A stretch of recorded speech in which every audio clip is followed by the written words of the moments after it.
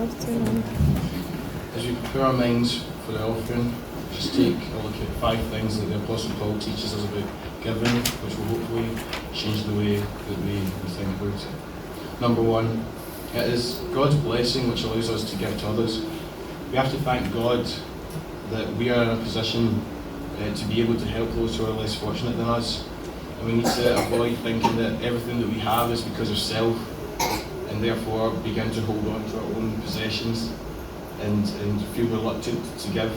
Paul says in 1 Timothy chapter 6, verses 17 to 18, "Command those who are rich in the present world not to be arrogant, nor put their hope in wealth, which is so uncertain, but put their hope in God, who richly provides us with everything for our enjoyment.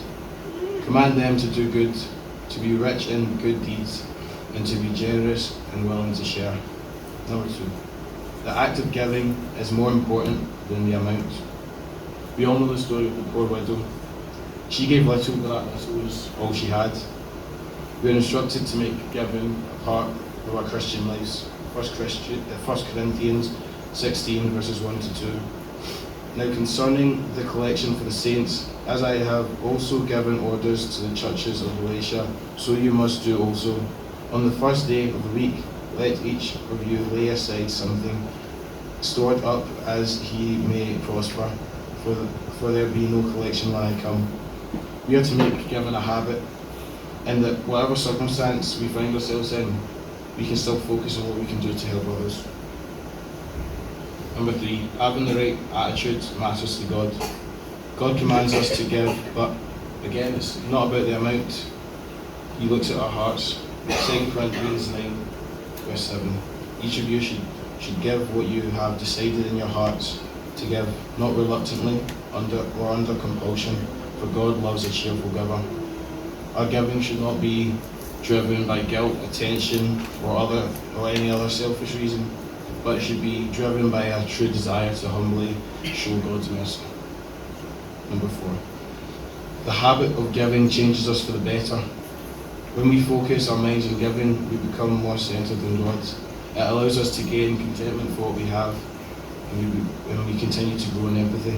2 Corinthians chapter 8, 7 to 8. "But as you abound in everything, in faith, in speech, in knowledge, and in all diligence of others, and in your love for us, see that you abound in this grace also. I speak not by commandment, but I want to test the sincerity of your love by diligence of others." And number 5, giving should be ongoing. Every week we bring our minds around giving, and over time giving becomes second nature, and it can start to become something that we don't give much thought into, but we should continue to challenge ourselves to understand how important giving is for God and for those around us. Galatians 6, verses 9 to 10. "Let us not grow weary while doing good, for in due season we shall reap if we do not lose heart.